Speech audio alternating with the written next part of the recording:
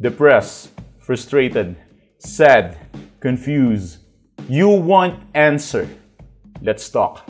Give me a message sa page ko sa Philippine Dating Coach and you can have one-on-one coaching with Coach Baze, your dating coach and psychologist. Just please subscribe to my channel and hit the bell button. Okay, narito ang isang tip na kinakailangan mo upang bumalik ang ex mo. Tapusin mo ang video na to dahil 100% meron tayong guaranteed for your ex comeback. Okay? Kung gusto mong sure na babalik ang ex mo, gusto mo ng guarantee, kailangan mong pakinggan ang bagay na to at nasa dulo ng video na ito ang pinaka-explanation kung para paano ito. Ngayon, ang sagot ay oo. May paraan ba para makuha mo yung ex mo pabalik?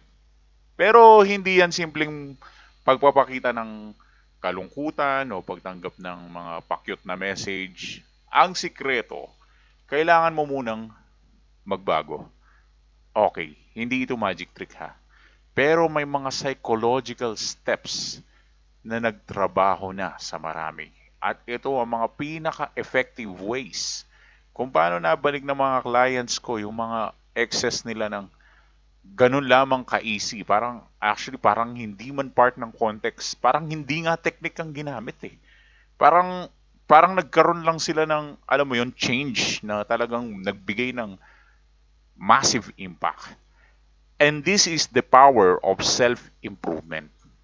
Bago mo asahan na babalik siya, kailangan mong mapansin niya na iba ka na. Emotionally, mentally, at physical appearance. You should rebuild yourself. Kung ikaw ang type na nakilala, pagbalik niya, makikita niyang hindi ka na katulad ng dati. 'Di ba? So, ang ibig ko sabihin, at least man lang magbago yung vibe niya sa'yo. Vibe. Isa sa mga dapat mong tandaan na words is yung salitang vibe. Ano ba yung nafe-feel niya kapag naaalala ka niya? Ano ba yung vibe mo? Kung ang vibe mo, para kang childish, para kang immature sa mga mata niya, parang hindi ka ready sa mga mata niya, parang, alam mo yun, parang wala kang kwentang tao sa mga mata niya, tagilid ka. Kaya yung vibe na yan, yung alam mo yun, yung parang, ano ba yung feel niya sa'yo? Ano yung appearance mo sa kanya? Ano yung charisma mo sa kanya? Anong dating mo sa kanya? Every time na minimension yung pangalan mo sa tenga niya, sa isip niya, ano ba yung impact mo?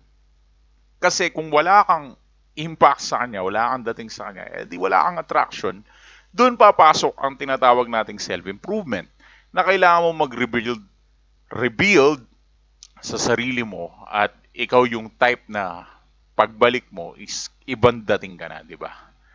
Eto, napaka-importante din. No contact rule. Pagkatapos ng breakup, ang unang step na madalas tinatanggalan ng halaga ng mga tao ay ang no contact rule. Pero always remember, it is very, very essential. Dapat mo siyang hayaang mamiss ka. Walang contact for at least, 30, 60 days, 90 days, 3 months, or depende sa sitwasyon. Basta sobrang importante ng no contact.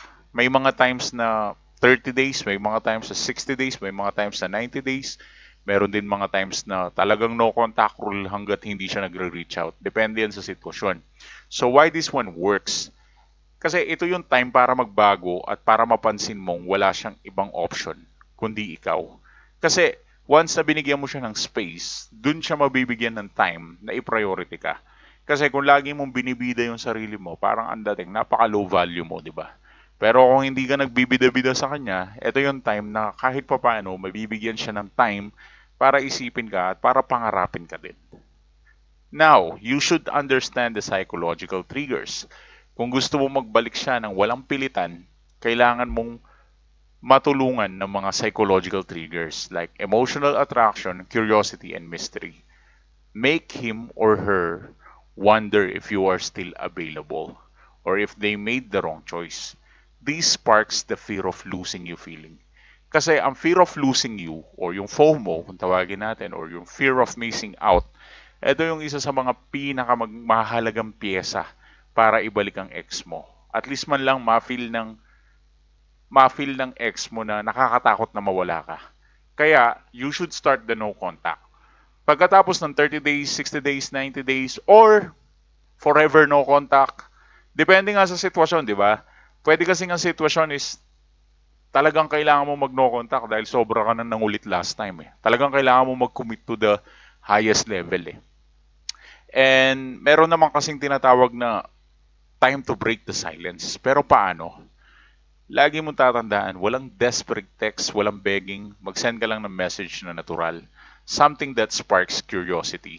Like, example ko lang is, hey, just wanted to say, I hope you're doing okay. Kahit ganun lang. Hey, just wanted to say, I hope you're doing okay. Pero depende yan sa sitwasyon ha, gaya ng sinabi ko. Kung alam mong applicable sa'yo ang forever no contact, ito yung hindi ka magre-reach out hanggat hindi siya nagre-reach out, aba yun yung i-apply mo. Pero may mga times kasi na hindi applicable sa yun. Kaya nga doon pumapasok yung one-on-one coaching eh. Doon pumapasok yung one-on-one coaching kasi doon mo malalaman kung talagang kailangan mo no contact ng mahabang panahon or kailangan mo lang ng 30 days period kasi iba-iba yan. Hindi para-pareho ang sitwasyon dahil di naman kayo para-pareho ng ex eh. Buti sana kung iisa lang yung ex nyo, di ba? Edi that would be effective. Pero hindi. Hindi kayo para-pareho ng bilang ng ex. Hindi kayo para-pareho ng ugali ng ex. Kaya iba-iba ang no contact. Pero isa lang ang masasabi ko sa inyo. Anumang no contact ang gamitin nyo, effective ang no contact. Sobrang effective na no contact. Kasi dito nyo siya binibigyan ng oras para mag-isip. At dito nyo rin binibigyan ng sarili nyo ng opportunity para magkaroon ng strength. And now, do not rush the reconciliation. Pag nagbalik siya, huwag mong i-rush yung reconciliation na magkaayos ulit kayo. Let it grow naturally. Pero kung nakita niya nagbago ka at hindi ka na parehong tao nung nakaraang months, he or she might reconsider, di ba? And that is why be patient. True change attracts true love. Huwag kang magbago dahil lang gusto mong ibalik ang ex mo. Bagkus, magbago ka for yourself. Kasi kapag nagbago ka for yourself, it attracts true love. Lagi mong tatandaan yan. Real change attract true love. True love, okay? And eto naman yung last part natin. Ito yung call to action. Kung gusto mong magtagumpay sa ex-back journey mo, kailangan mo lang sundan yung mga tips na guaranteed mababalik siya sa tamang oras. That is why, ang pinaka-main recommend ko sa'yo is the no contact.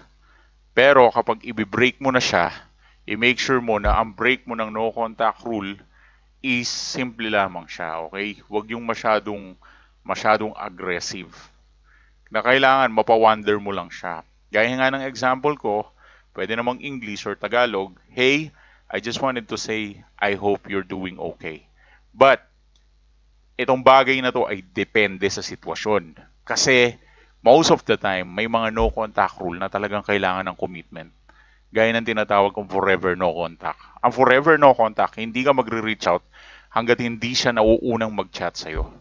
Pero kung ang sitwasyon ay kailangan mo ng 30, 60, or 90 days, you just need to make sure na alam mong i-read ang bawat mga yan. At kung i-break mo siya, ito yung isa sa mga generic or general advice na masasabi ko. Hey, I just wanted to say I hope you're doing okay. Okay? Anyways, for one-on-one coaching, message as a Philippine Dating Coach. Thanks for watching.